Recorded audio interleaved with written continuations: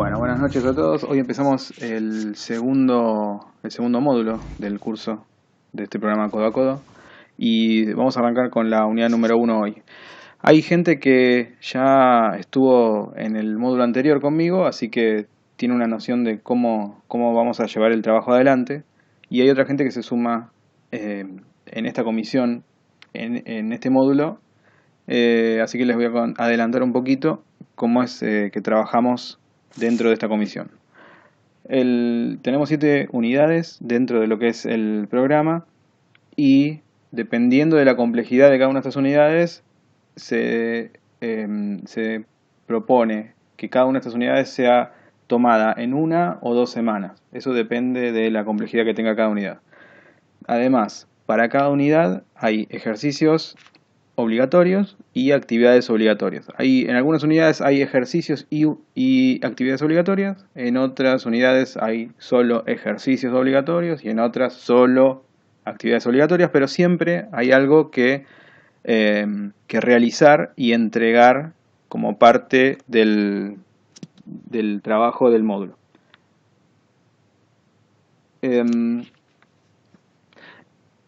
Todos esos trabajos son importantes porque cuando el módulo termine, ustedes, igual que para el módulo anterior, van a tener acceso a un examen. Pero ese examen solamente lo van a poder rendir quienes hayan entregado todas las actividades y o ejercicios obligatorios. Por eso es muy importante todo ese trabajo que hay que hacer y que entregar. En el día de mañana voy a enviarles mediante el aula virtual cuáles son los ejercicios obligatorios que corresponden con esta unidad. Y también les voy a informar cuándo es la fecha límite de entrega. Eso también es importante porque cada trabajo de cada unidad tiene una fecha límite de entrega. Presten atención, por favor, no esperen hasta el último día, porque si necesitan ayuda, si lo hacen con cierta anticipación, entonces todos podemos colaborar en solucionar algún problema, pero si lo dejan para último momento eso va a ser mucho más difícil y no siempre va a ser posible. Bueno, eso sobre cómo es el trabajo. Después, en general, para cada unidad hacemos una llamada como esta que estamos haciendo ahora y repasamos los temas de la unidad. Para que la llamada tenga sentido y sea productiva, es importante que previamente hayan leído los contenidos de la unidad que vamos a tratar. Porque mi intención con estas llamadas no es dictar una clase sobre los temas que son parte de la unidad, sino revisar dudas y consultas o algo que sea complejo o difícil de comprender solamente de leerlo. Entonces mi idea es revisar los temas, pero no presentarlos a modo clase, sino hablar sobre ellos y ejemplificarlos mediante código, cuestión de ir reforzando la comprensión de estos conceptos. No todas las comisiones hacen esto que estamos haciendo nosotros ahora, porque no es obligatorio para las comisiones hacer una llamada de este estilo, pero a mí me parece que es un más, así que tengo esta costumbre de hacerlo. Bueno, ahora sí, vamos a comenzar con segundo módulo, primera unidad. A todos les pido, que los que estén conectados ahora, que en caso de no participar, no tener preguntas, etcétera, mantengan el micrófono cerrado, así no entra ruido ambiente que ustedes tengan y se escucha mejor en la grabación, porque después esto va a quedar registrado y lo dejamos en YouTube para que alguien que no haya podido estar hoy pueda también verlo. Así que bueno, mantengan el micrófono cerrado. Si quieren participar, abren el micrófono y hablen, no hay ningún problema. Si en cualquier momento me quieren hacer una pregunta, háganla. Si no tienen micrófono, pueden hacerla por escrito también. Pero bueno, mientras no estén participando, solamente estén escuchando, mantengan el micrófono apagado, por favor. Bueno, ahora sí, comencemos. Resulta que nosotros en el módulo anterior habíamos trabajado con los primeros conceptos de programación, y esos conceptos estaban asociados a un estilo de programación que se conoce como estilo estructurado o programación estructurada, también se lo conoce, y es todo eso que nosotros vimos en el módulo anterior. cómo se utilizan variables, cómo se utilizan flujos de control, cómo se crean funciones y procedimientos, cómo se invocan a esas funciones y procedimientos, etcétera. Todo esto que nosotros hemos trabajado en el módulo anterior tiene que ver con lo que se conoce como programación estructurada. Y desde el punto de vista histórico es el primer estilo de programación que apareció. Por los años 70 apareció otro estilo de programación y este es el que vamos a estar revisando en este módulo número 2, que es el módulo de programación orientada a objetos. Este estilo de programación, la programación orientada a objetos, tiene muchas cosas similares al estilo estructurado, pero agrega conceptos nuevos que hacen que pensar ciertos problemas complejos sea algo más sencillo que pensar esos mismos problemas utilizando programación estructurada. Por eso este estilo de programación tuvo bastante éxito. Es más, hoy en día es el estilo de programación más utilizado en el mundo. El lenguaje Java, que es uno que vamos a trabajar, que ya estuvimos trabajando un poco el módulo anterior, pero lo vamos a trabajar mucho en este, es al día de hoy el lenguaje más utilizado en el mundo y es un lenguaje que tiene este estilo de programación, es decir, sigue el estilo de la programación orientada a objetos. Bueno, para comenzar, acá lo que propone es la definición de paradigma. Nosotros, cuando estemos trabajando con programación orientada a objetos, vamos a resolver nuestros problemas de cierta manera, que es distinta realmente a cómo resolvemos problemas similares utilizando programación estructurada. Esa forma de pensar y de encarar los problemas y de resolverlos es lo que se conoce como paradigma. Es esa manera de pensar las cosas. Se dice que la programación orientada a objetos es un paradigma de programación porque justamente tiene una manera particular de pensar los problemas y de resolverlos. Nosotros vamos a trabajar entonces con este paradigma, con este estilo de programación.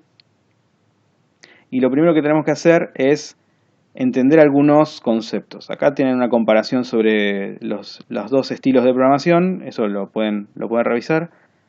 A mí me interesa empezar tratando de entender ciertos conceptos que son relevantes para este estilo de programación.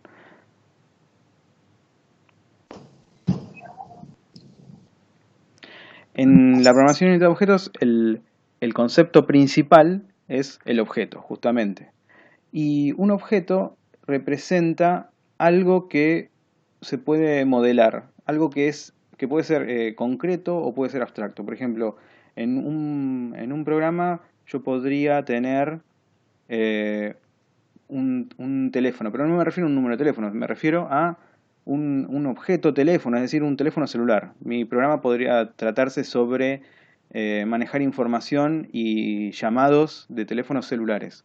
Entonces, en mi programa, un teléfono celular sería un objeto.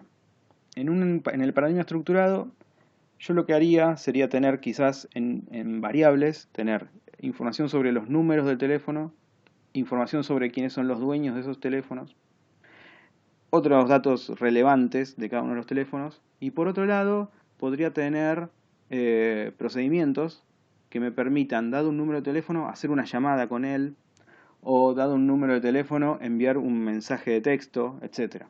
Entonces, en la programación estructurada tenemos información, por un lado, y por otro lado procedimientos, funciones, etc., que me permiten hacer cosas con esa información que yo tenía.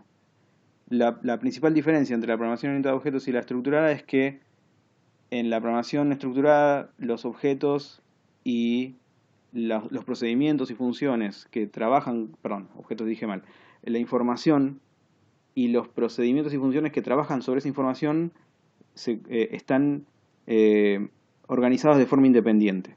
En cambio, en la programación orientada a objetos existe el concepto de objeto y es ese concepto el que agrupa información propia del objeto, que ahora vamos a ver cómo se denomina eso, y el comportamiento que esa información ¿qué se puede hacer con esa información que en general se lo llama comportamiento? Bueno, en cuanto a un objeto entonces, un objeto no es un dato, como nosotros por ejemplo estábamos acostumbrados a manejar variables en programación estructurada, sino que es un concepto un poco más abarcador. El ejemplo que les daba antes sobre un teléfono celular podría llegar a ser un caso. El objeto teléfono celular, con su información y con su comportamiento asociado. Es decir, un teléfono celular puede hacer una llamada, puede mandar un mensaje de texto, puede mandar un WhatsApp o lo que quieran ustedes definir como parte de ese objeto. Eso es el comportamiento entonces que ese objeto tiene. Si tienen preguntas, por favor adelante.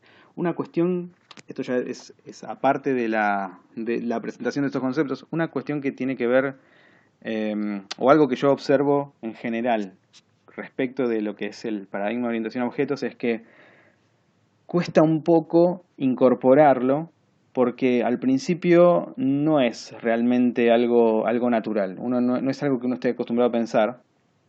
Uno principalmente aprende a programar utilizando un estilo estructurado y este estilo es bastante diferente, entonces uno empieza a escuchar nombres y conceptos y cosas que no había visto antes y no terminan de cerrar las ideas, porque uno las escucha y trata de comprenderlas, pero siguen estando sin cerrarse. Bueno, no se preocupen, a mí incluso me pasó esto cuando hace muchos años atrás arranqué con este estilo de programación.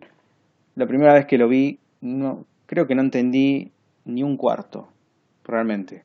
Y me quedaron un montón de cosas así en el aire, sin darme cuenta cómo se relacionaban con los demás.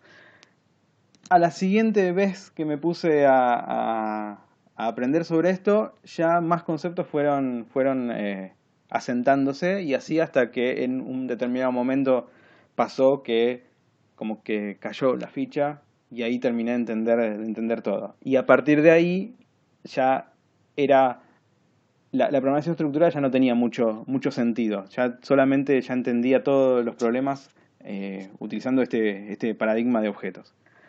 Les cuento esto porque entiendo que yo estoy hablando sobre conceptos que son son extraños eh, y, y que al principio bueno, les va a costar entenderlos y hasta relacionarlos. Pero tengan paciencia, van a ver que cuando nos encontremos la próxima vez, muchas de las cosas que hoy quizás no entienden, ya las van a tener un poco más interiorizadas y así vamos a seguir avanzando sobre lo que es este paradigma.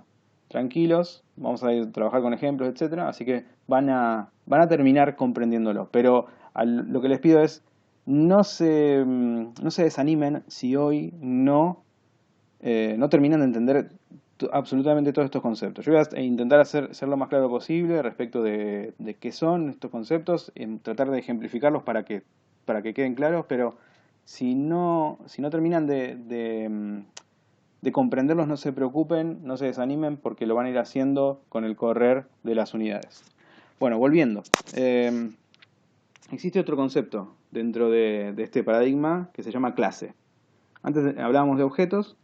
Y por ejemplo, el objeto es, como yo les decía antes, es el teléfono celular.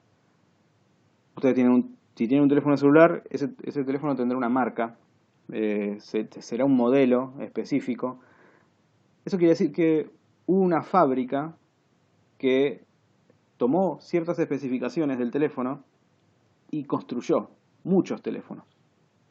Bueno, esas especificaciones, esos planos que esa fábrica tomó para construir los teléfonos, la podemos considerar la clase.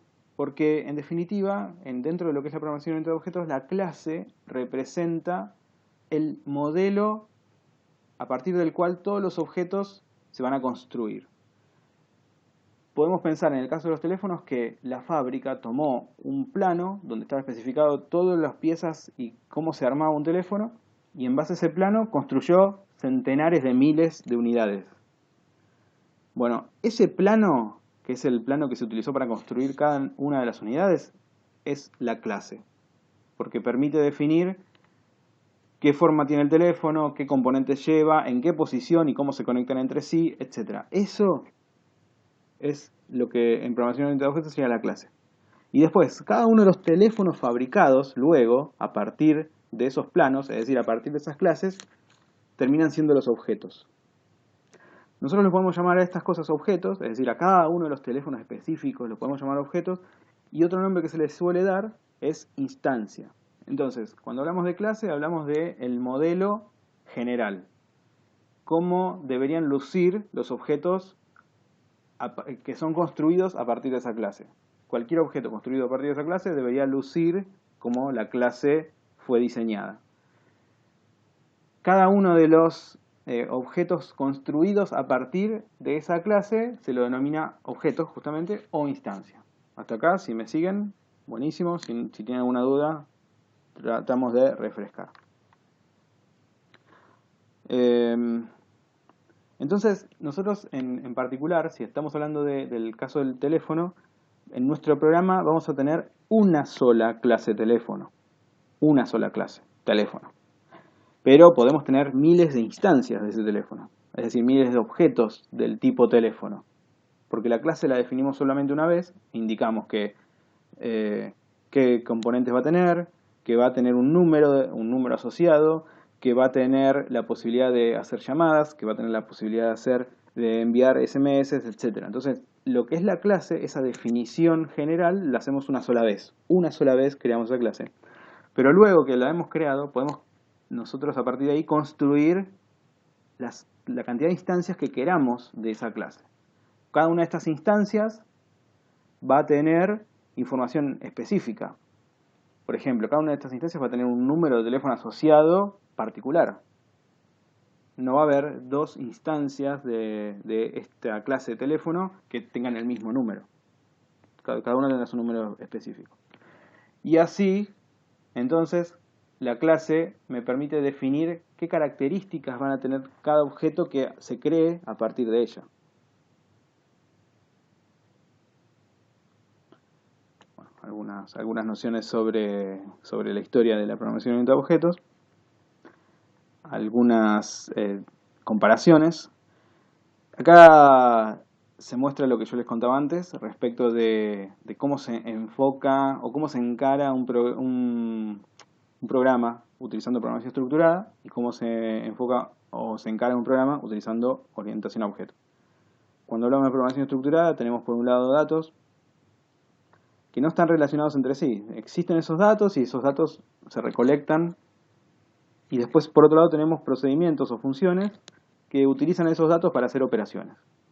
Pero las cosas, estas dos ideas están separadas. Los datos están separados de los procedimientos. En cambio, en la programación orientada a objetos existe el concepto de objeto, y ese objeto tiene en su interior, y esto está bueno en el dibujo, tiene en su interior algo que se llaman atributos.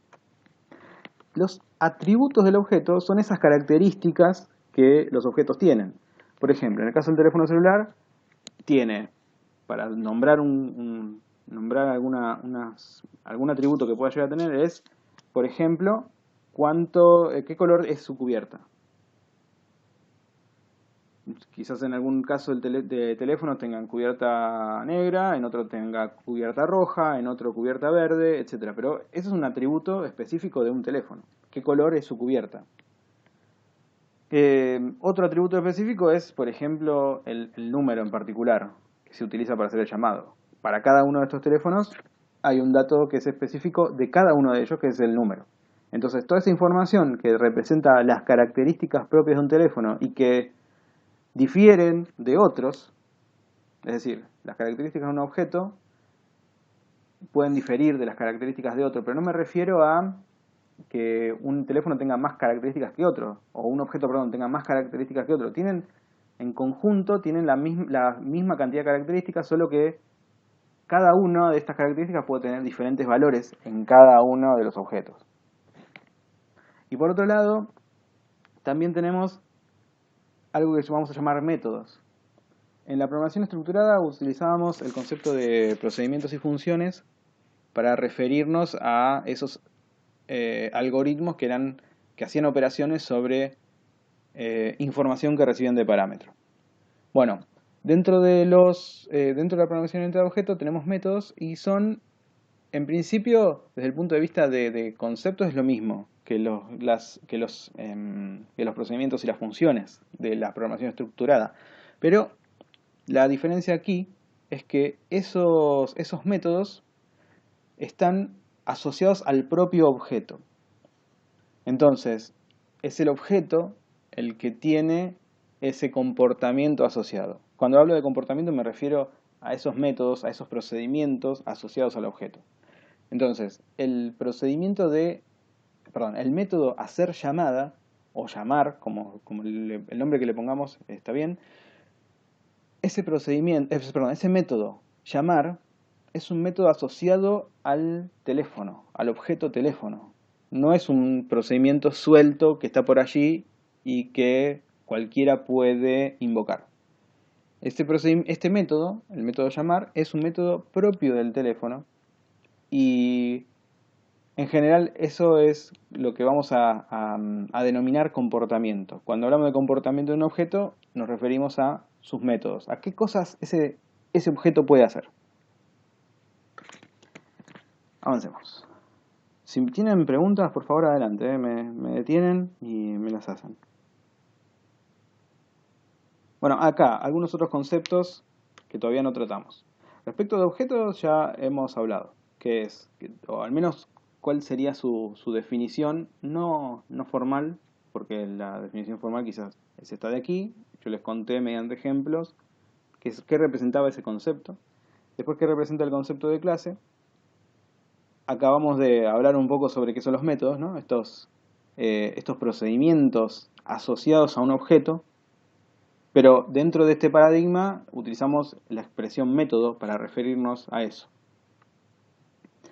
Después, bueno, este evento no me gusta mucho cómo está definido, no estoy de acuerdo en cómo se define, así que por ahora lo vamos a dejar. Existe el concepto de mensaje dentro de la programación orientada a objetos. El mensaje es lo que se le puede enviar a un objeto. Yo tengo un objeto cualquiera y ese objeto es capaz de recibir mensajes y responder ante esos mensajes. Por ejemplo, si yo decía antes, y ya podemos mostrar acá un poco más escribiendo, si yo decía antes que tenía un teléfono, yo puedo decir lo siguiente: este código no existe, pero a lo que quiero mostrarles es qué representaría.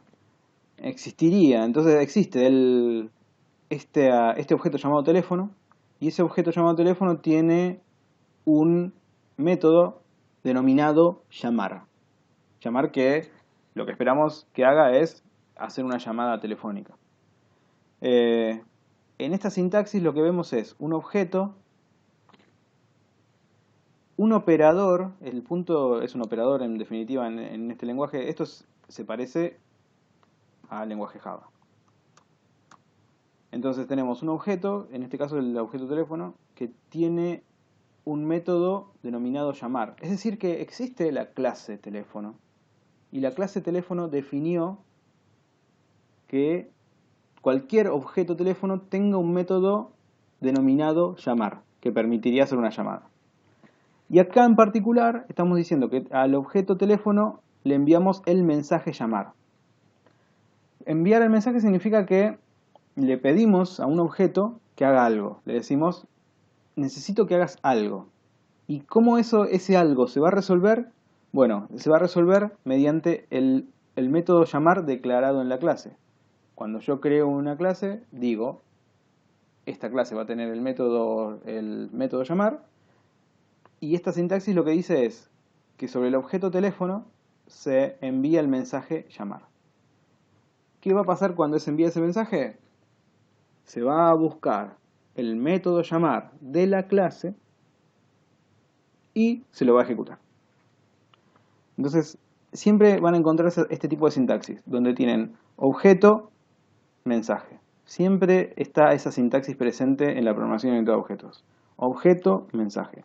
Por ejemplo, en PHP, algo parecido se haría de esta manera.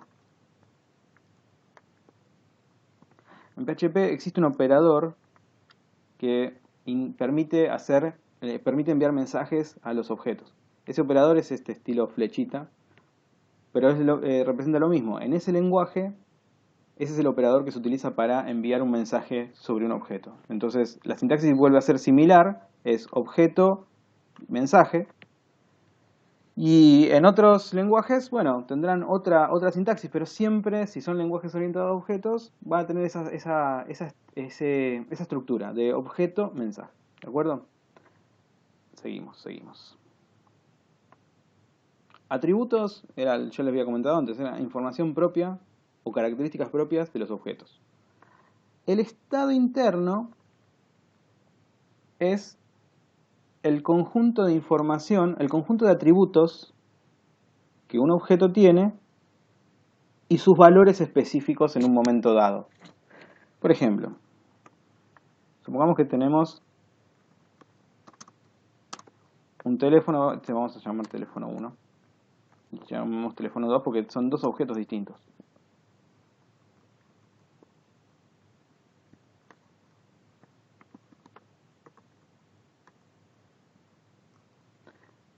En el objeto teléfono 1 decimos que el número es este. Y en el objeto teléfono 2 decimos que el número es esto otro.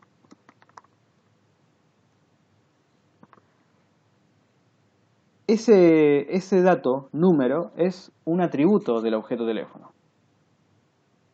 Cada teléfono tiene el suyo propio y esa información que es propia de cada uno de los objetos se lo conoce como estado interno.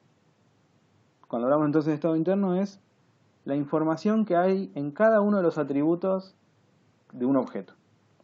Dado dos objetos de la misma clase, es decir, dos teléfonos por ejemplo, el estado interno de cada uno de ellos es diferente del otro teléfono. Porque cada uno de ellos tiene sus atributos, pero los valores de esos atributos para cada teléfono son diferentes. Entonces tienen distinto estado interno. Bueno, por ahora es eso. En esta unidad tenemos algunos conceptos que no vamos a tratar hoy porque lo vamos a ver en detalle en las próximas unidades y yo prefiero que no sea tanta la información que hoy se lleven, porque como ya les había comentado antes, esto cuesta incorporarlo. No es algo que a la primera vez que uno vea este tema le quede claro. Entonces prefiero limitar lo que se pueda la información que hoy trabajemos. Y en las siguientes unidades vamos a tener que profundizar sobre varios temas, así que voy a esperar a esas unidades para concentrarme en esos temas que hoy no vamos a ver. Algo particular que tiene la programación entre objetos es que permite la abstracción. Si ustedes recuerdan cuál era el concepto de la abstracción en la programación estructurada, nos permitía independizar procedimientos, por ejemplo, del resto del programa. Eso tenía una ventaja, porque entonces si un procedimiento o una función era independiente del resto del programa, yo podía tomar esa función, copiarla y llevarla a otro programa. Porque como se mantenía independiente del resto del programa, entonces yo podía extraerla y llevármela a otro programa, y entonces reutilizarla. Y eso es muy práctico, porque una vez que hice un procedimiento que me ha tomado tiempo construir, es ideal si yo en otro programa donde tengo que hacer lo mismo, puedo reutilizarlo en vez de tener que volver a escribirlo. Por eso es valioso el concepto de abstracción, porque me ahorra trabajo en el futuro, me permite reutilizar código. Dentro de la orientación a objetos tenemos mucho de esto de abstracción, porque, vamos a volver así unas páginas acá, dado que la información que los objetos tienen es propia de ellos, nadie más puede verla, realmente se transforman en conceptos independientes. Un objeto es algo independiente del resto del programa, porque toda la información que el objeto tiene la guarda para sí mismo. Eso permite entonces lograr esa independencia, es decir, esa abstracción, y yo por lo tanto podría reutilizar objetos que creé para un programa en otro programa. Y esa es una ventaja importantísima. Y la otra tiene que ver con el encapsulamiento, porque si yo no permito que la información que los objetos manejan sea modificada por otros objetos, entonces esa información está de alguna forma resguardada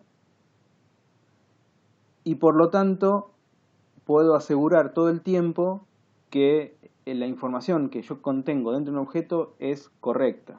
Porque dado que el único que puede modificar esa información es el propio objeto, si yo lo programé bien, entonces nunca voy a tener información incorrecta dentro del objeto.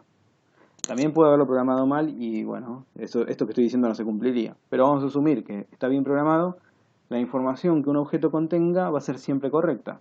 Porque la única manera de modificar esa información es a través del propio objeto que podría encargarse de impedir modificaciones incorrectas. Así que eso también es un concepto interesante y valioso. Todo esto que estoy diciendo implica programación, implica que uno tenga que escribir código, no es que solo pasa porque el concepto existe. El concepto es interesante y luego hay que aplicarlo dentro de mi programa, o sea que hay que escribir código para que esto pase. Pero estos conceptos son valiosos, realmente, y dentro de la programación de objetos están presentes todo el tiempo. Acá hay otros dos conceptos que no lo vamos a ver hoy. Polimorfismo y herencia, eso lo vamos a dejar para sus respectivas unidades, donde vamos a hacer foco en eso. Bueno, y ahora vamos a ver algunos ejemplos. ¿Cómo se escriben clases en Java? Vamos con eso, así ya se llevan un ejemplo de este tema.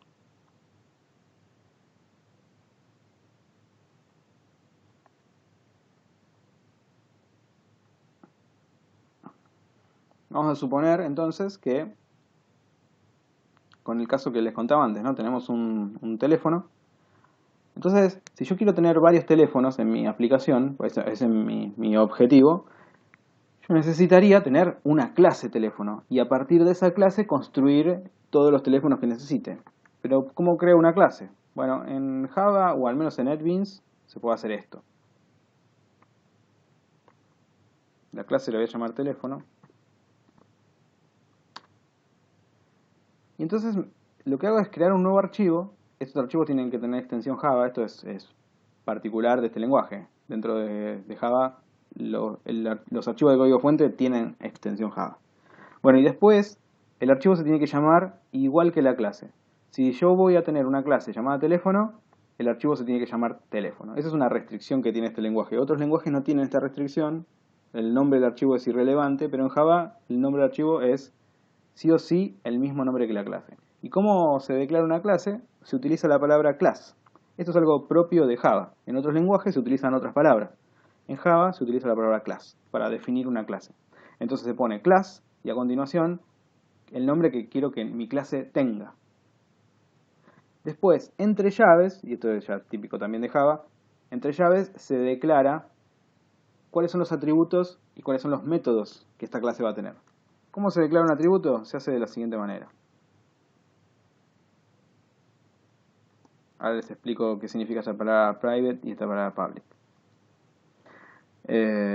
Tenemos un número de teléfono.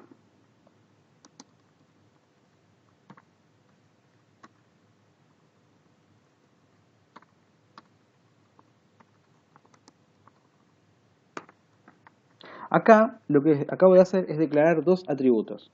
Estoy diciendo que la clase teléfono tiene dos atributos. El número, tipo entero, y el color, tipo string. Porque la carcasa que van a tener mis teléfonos tiene varios colores. Entonces yo quiero saber, dado un teléfono, qué color tiene. Porque algunos serán azules y otros serán negros. O el color que sea.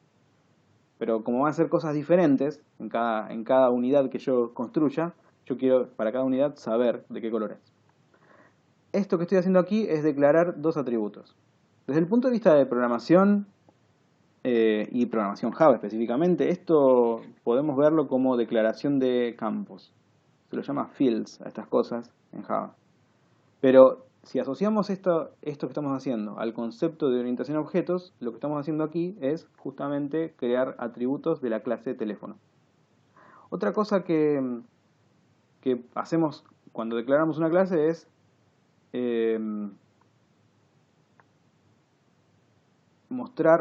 declarar sus métodos. Entonces vamos a crear el método llamar o hacer llamada, si quieren. Vamos a hacer el método hacer llamada.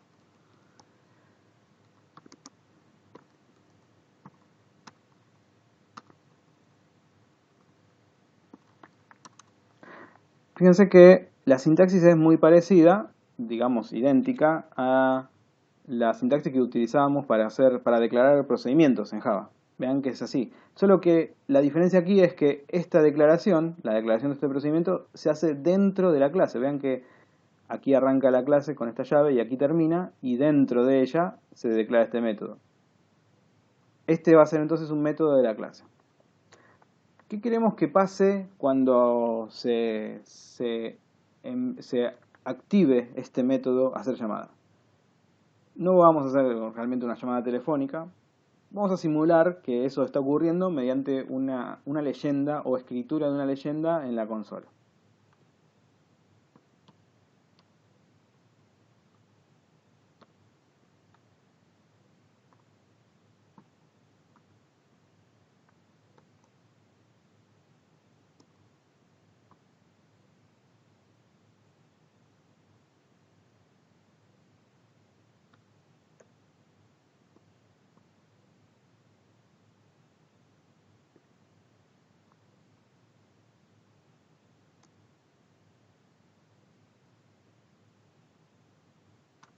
Así.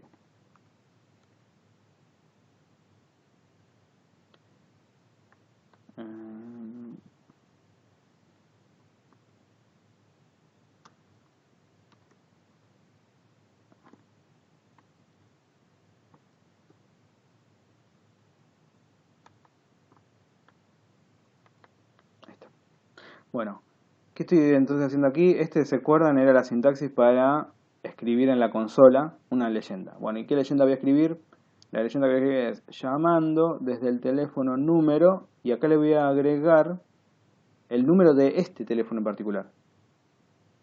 ¿Cómo sé cuál es el número de este teléfono en particular? ¿Y a qué me refiero con este teléfono en particular? Bueno, si ustedes tienen en cuenta que la clase permite luego construir muchas instancias de teléfono, cada una de esas instancias va a tener su propio número asociado. Cuando yo digo este número, me estoy refiriendo al número que tenga la instancia que yo vaya a usar en ese momento.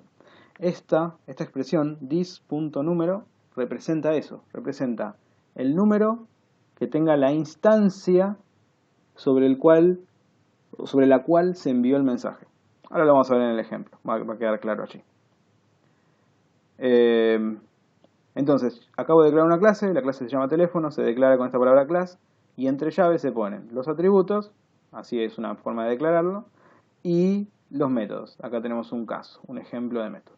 Bueno, ¿y esto cómo se usa? Porque la clase la creé y ¿para qué me sirve ahora? Bueno, vamos a generar instancias de esta clase. Esto lo hacemos de esta forma.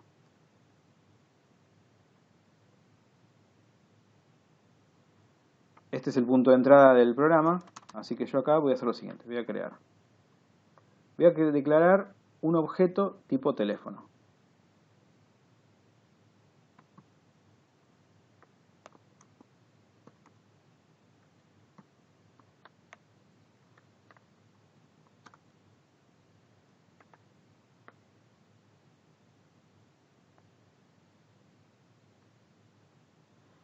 ¿Cómo se declara un objeto tipo teléfono? La sintaxis es la de siempre de Java, es el tipo de dato que vamos a utilizar, en este caso mi clase teléfono, y el nombre de la variable que yo quiero utilizar. Acá decidí llamarla teléfono 1. ¿Y después qué le asigno a esa variable? Bueno, este operador llamado new me permite construir una nueva instancia de una clase que yo le dé. Yo le digo qué clase, acá le estoy diciendo la clase teléfono, bueno, este operador new me construye una nueva instancia de la clase teléfono. Es decir que ahora, luego de esta línea, yo tengo un objeto teléfono. La clase la creé una vez y con esa línea acabo de crear una instancia de la clase teléfono, es decir, tengo un objeto teléfono. A este objeto teléfono le voy a decir que tiene un número específico. Vamos a tener que hacer un cambio antes. Todavía no les expliqué sobre esto, pero no lo voy a hacer en este momento, lo voy a hacer luego.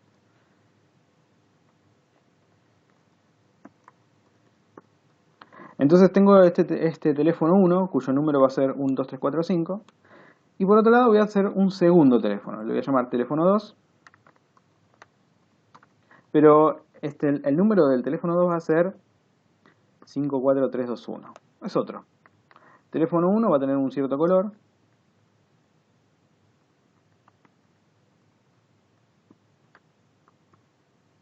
Y el teléfono 2 va a tener otro color. Va a ser color azul, por decir algo. Entonces, acá lo que estoy mostrando es que yo creé la clase teléfono, la creé una vez la escribo. No, perdón, acá, disculpen. Una vez escribo la clase teléfono, pero después yo puedo crear todas las instancias que necesite, y cada una de esas instancias en sus atributos va a tener la información que yo decida. Cada instancia su propio conjunto de datos. Bueno, y ahora voy a hacer una llamada con ambos teléfonos. Voy a decir, voy a tomar el teléfono 1 y le voy a decir hacer llamada. Y a continuación voy a tomar el teléfono 2 y también le voy a decir hacer llamada. Y vamos a ver qué es lo que ocurre cuando esta línea y esta otra línea se ejecuten. Acá estoy diciendo que sobre el objeto teléfono 1 enviamos el mensaje hacer llamada. Cuando a un objeto le enviamos un mensaje, lo que termina ocurriendo es que se ejecuta el método de la clase asociado a ese mensaje. Es decir, se termina ejecutando este código, este de aquí. ¿Estamos? Entonces, cuando hagamos las llamadas del teléfono 1, acá deberíamos ver la leyenda llamando desde el teléfono número 12345. Pero cuando hagamos las llamadas desde el teléfono número 2, deberíamos ver la leyenda llamando desde el teléfono número 54321, porque ese era el número del otro. Entonces vamos a ver si efectivamente eso pasa. Vamos a ejecutar este código. Y vamos a ver qué aparece en la salida. Y ahora fíjense, la primera leyenda dice llamando desde el 12345 y la segunda dice llamando desde el 54321. Ahora, algo que es interesante, y eso ahora se puede quizás entender mejor, es esta expresión this. This hace referencia al objeto sobre el cual se está haciendo la llamada en un determinado momento. Perdón, sobre el cual se está enviando el mensaje en un determinado momento. Entonces, cuando la línea que se ejecuta es esta, se envía el mensaje a hacer llamada sobre el objeto teléfono 1 y el objeto teléfono 1 tenía este número. Entonces, como les decía antes, se invoca este método, pero este this hace referencia al teléfono 1, porque fue sobre él sobre el cual se envió el mensaje. Y como ese teléfono 1 tenía el número 12345, es eso lo que se termina mostrando en la consola. Parecido pasa cuando tenemos esta otra línea. Sobre el objeto teléfono 2 se envía el mensaje a hacer llamada. Y ese mensaje termina invocando este método. Y aquí este método utiliza este this. Y ese this representa el objeto sobre el cual se envió el mensaje. Que en este caso era el teléfono 2. Y el teléfono 2 tenía un número 54321. Ahí está entonces como decir que esta palabra nueva, this, funciona. Tengan en cuenta que acá la clase la declaro una sola vez, pero después la uso cientos de veces. Entonces yo quisiera poder hacer referencia al objeto sobre el cual el mensaje fue enviado. Porque la información que tenga ese objeto probablemente sea muy distinta a la información que tenga otro objeto de mi misma clase, porque probablemente yo haya configurado cada uno de estos objetos con valores distintos. Bueno, ¿hasta acá? ¿Se me entiende? ¿Alguna pregunta? Los escucho. Quizás no se entiende nada. Eso es posible también, como les decía antes. La primera vez que yo vi estas cosas no las llegué a entender del todo. Ni a la primera, ni a la segunda, ni a la tercera. Quizás a la cuarta recién empecé a entenderlo.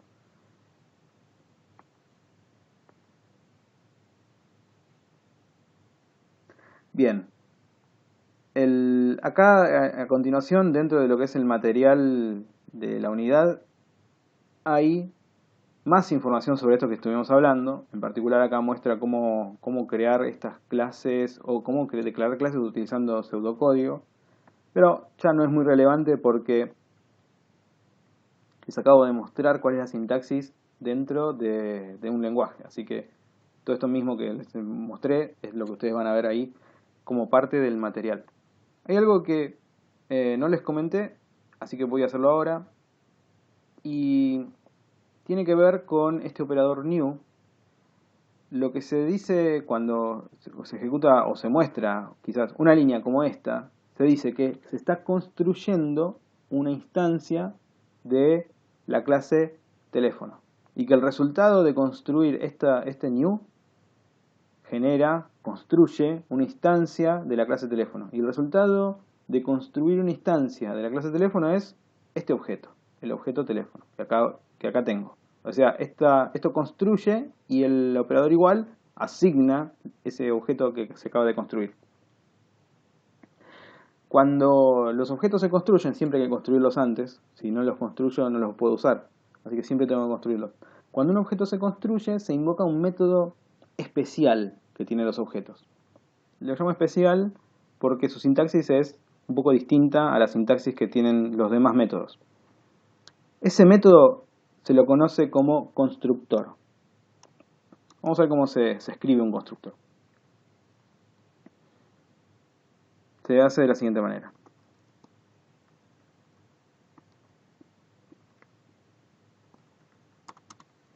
Un constructor es un método, pero cuyo nombre es el mismo que el de la clase. Vean que acá coincide.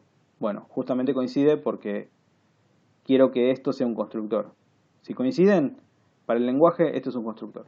Los constructores entonces son métodos especiales que se invocan cada vez que en algún punto del código se hace new de la clase. Cuando se hace esto, se está construyendo el objeto, se invoca el método constructor.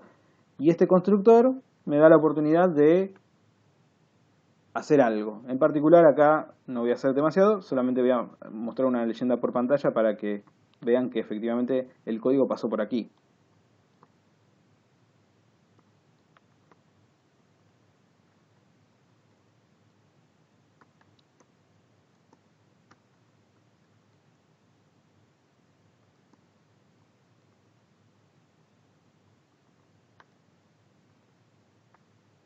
Entonces, acabo de crear un constructor, este constructor no hace nada útil, solo escribe una leyenda en la consola para que la veamos. Pero entonces, esa leyenda debería yo verla dos veces, porque acá estoy construyendo un teléfono y acá estoy construyendo otro teléfono. O sea, dos veces debería ver esa leyenda que les estoy hablando. Y luego debería ver la leyenda que ocurre cada vez que enviamos el mensaje a hacer llamada, primero sobre el teléfono 1 y después sobre el teléfono 2. Vamos a ejecutar esto a ver cómo ocurre. Bueno, acá se muestra esto. Construyendo un nuevo teléfono, una vez, dos veces. ¿Por qué? Porque cuando dice new teléfono, se invocó el constructor. Y acá como lo hice por segunda vez, se invocó por segunda vez el constructor. Y por eso es que aparecen dos veces la leyenda. Y después lo que ya había pasado antes, eso no cambió. El constructor es un método que me permite a mí, entre otras cosas, inicializar los atributos de un objeto. Si yo quiero que por defecto un objeto cuando es construido tenga en sus atributos ciertos valores, bueno, yo podría utilizar el constructor para conseguirlo. Recuerden que a menos que uno lo haya especificado, no podemos asegurar qué información va a haber dentro de los atributos si no los hemos inicializado. Entonces, el constructor es un buen lugar para inicializar esos objetos, esos atributos. Bien. Última cosa que les quiero contar es la siguiente. Estamos mostrando esta palabra public, antes había una palabra private. ¿Qué significan esas cosas? Tienen que ver con el encapsulamiento. Tienen que ver con que si voy a poder o no acceder a esos atributos o acceder a los métodos desde fuera del objeto.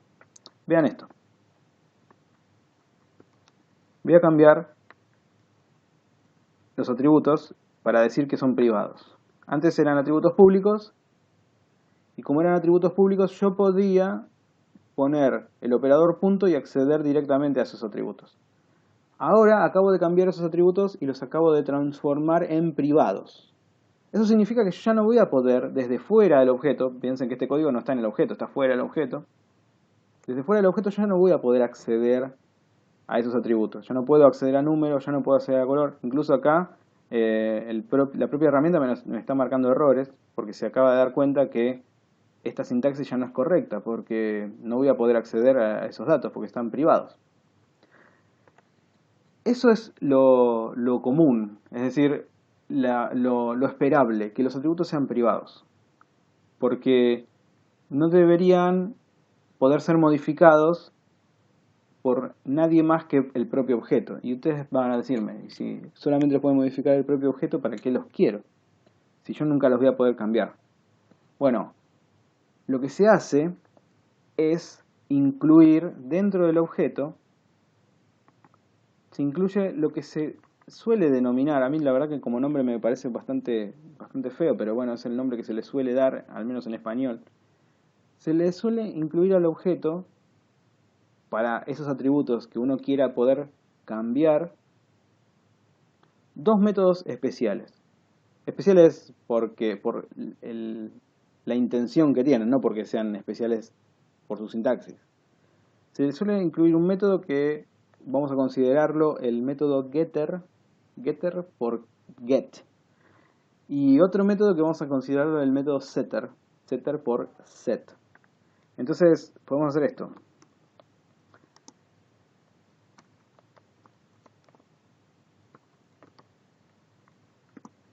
Este es un método, no tiene nada de especial, ¿no? Lo único que quizás podemos llegar a notar de especial es que empiezan con la palabra get, pero el nombre que tenga es lo de menos. Realmente es lo de menos.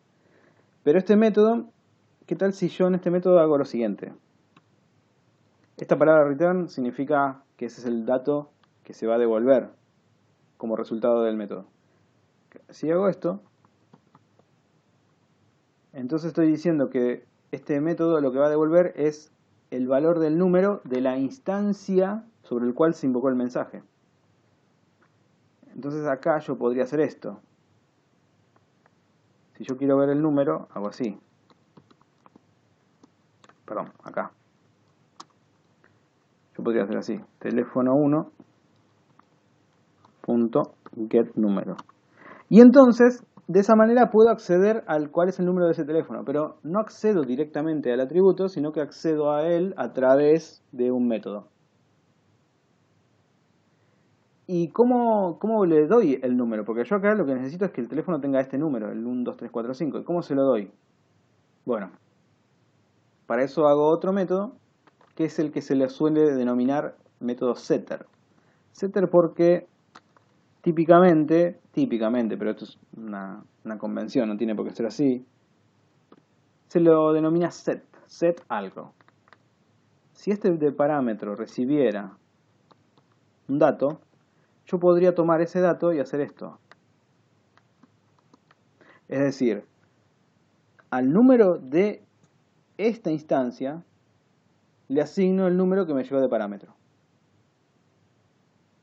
Ese número que recibo de parámetro se lo asigno al número de esta instancia. Es decir, con estos dos métodos que acabo de crear, estoy pudiendo obtener información de un atributo y además cambiar el valor de un atributo.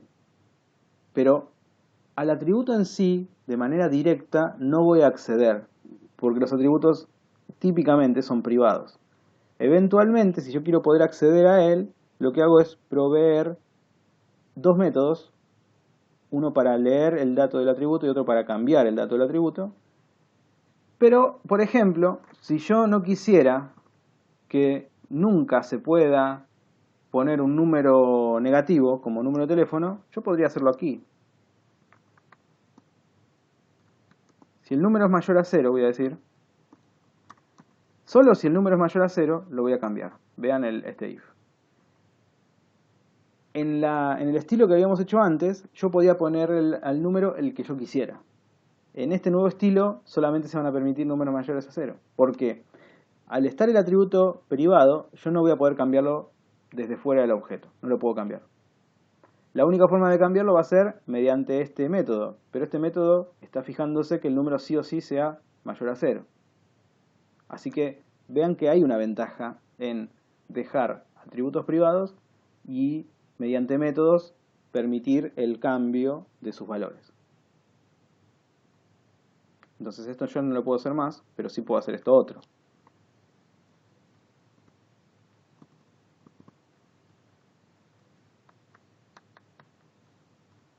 Eso sí se puede hacer. El color lo voy a sacar.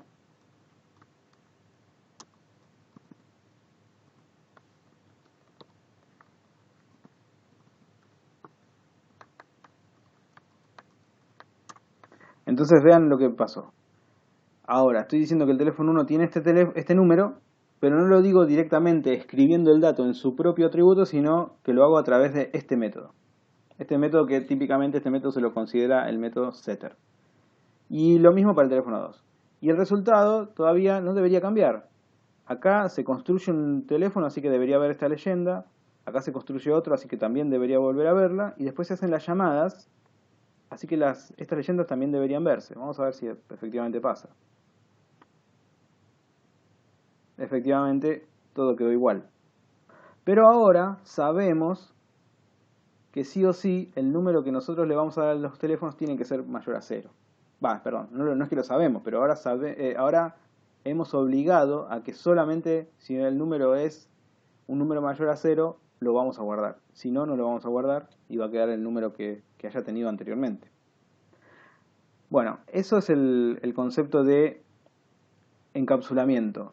La posibilidad de, mediante palabras que el lenguaje me ofrece, determinar si el objeto, si algún código fuera del propio objeto, es decir, fuera de la propia clase, es decir, fuera de aquí, puede o no acceder a un atributo o a un método. Fuera de la clase, es decir, en esta porción de código, por ejemplo, yo no puedo acceder a los atributos. ¿Por qué? Porque los atributos de este objeto están marcados como privados. Pero sí puedo acceder a estos métodos. ¿Por qué? Porque están marcados como públicos. También puedo, si quieren, hacer un método privado. Lo hago así y ahora este método lo acabo de transformar en privado. Y al haber hecho ese método privado, ya esto no es posible.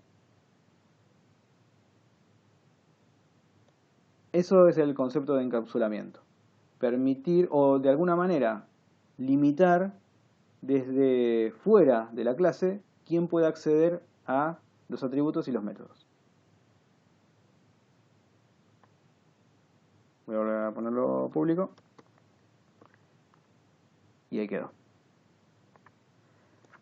Bueno, esto es todo por el día de hoy. Si ustedes tienen alguna pregunta, adelante. Si no, lo que sigue es que mañana les voy a enviar los ejercicios obligatorios de esta unidad. Y también les voy a indicar cuándo es la fecha de entrega.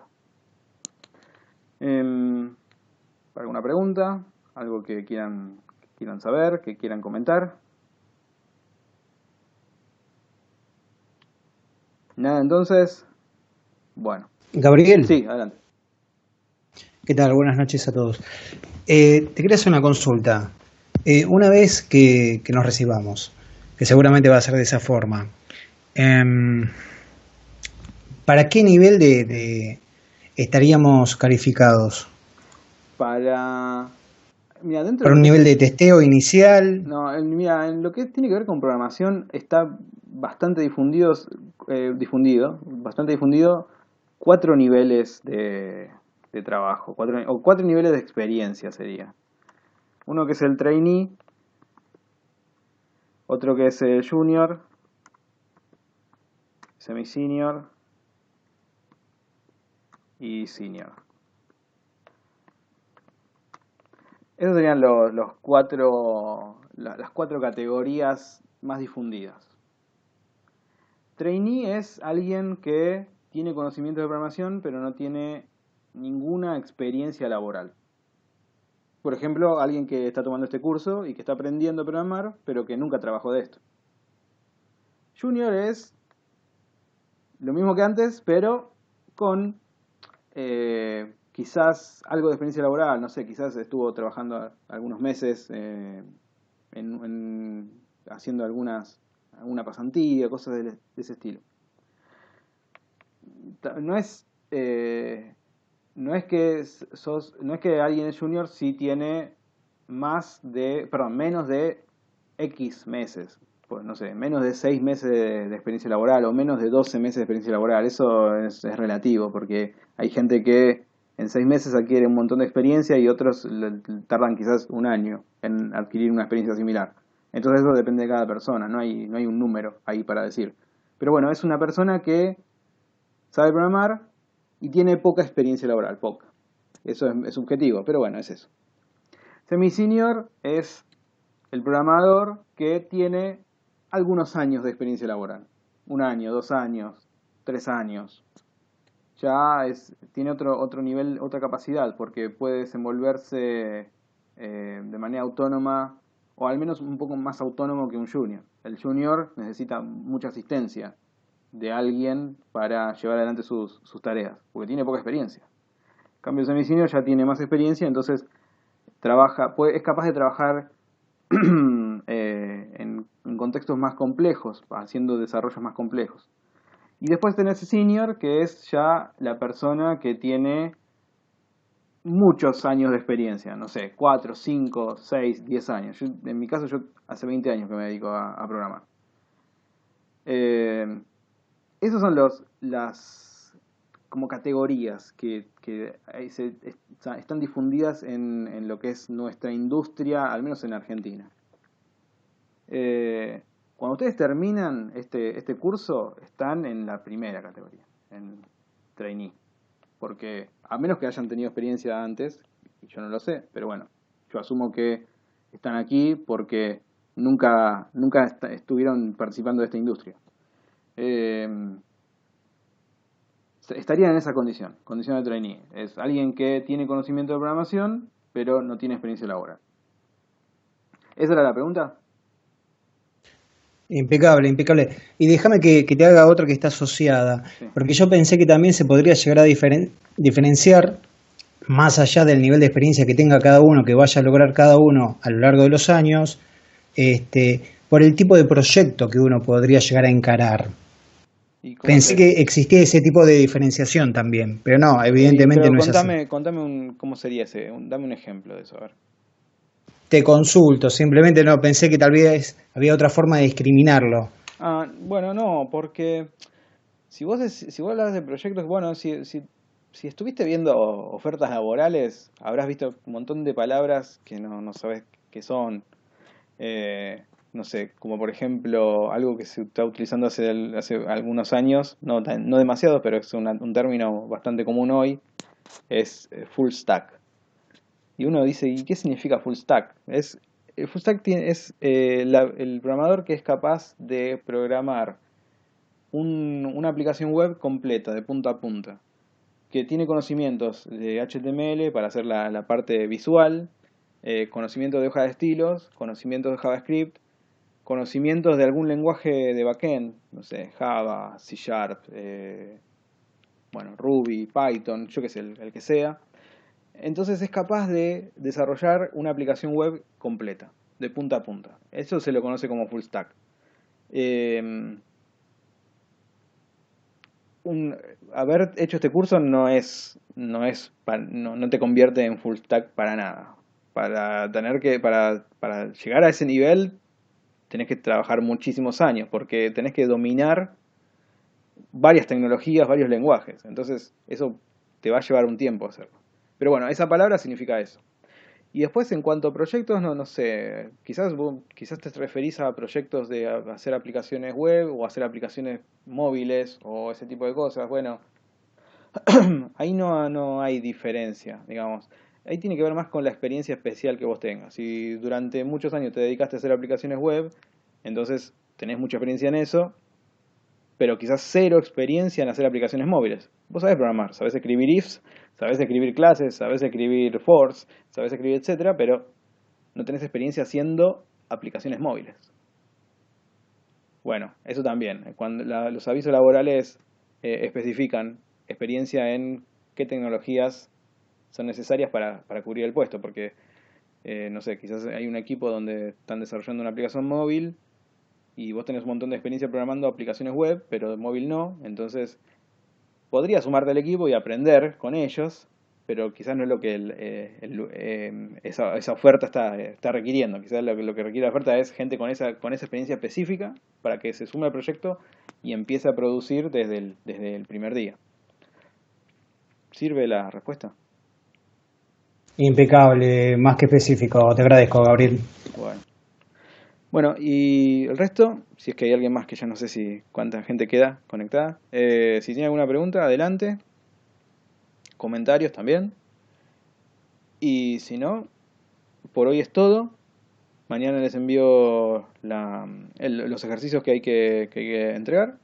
Y también la grabación de esta llamada la dejo en YouTube para que quienes no hayan podido verla también puedan ver de qué estuvimos hablando hoy. Bueno, nada más de mi parte entonces. Gracias a todos por su atención. Espero que se haya entendido. Por favor, les pido otra vez, no se desanimen si algunos conceptos no quedan claros hoy, porque es algo esperable. No se preocupen. Se va a entender todo, van a pasar los días y las fichas van a empezar a caer y acomodarse y todo va a quedar claro. No se preocupen, que tenemos tiempo todavía. Bueno, a todos muchas gracias, buenas noches y hablaremos seguramente el próximo jueves. Adiós. Buenas noches, profesor. Buenas noches a todos.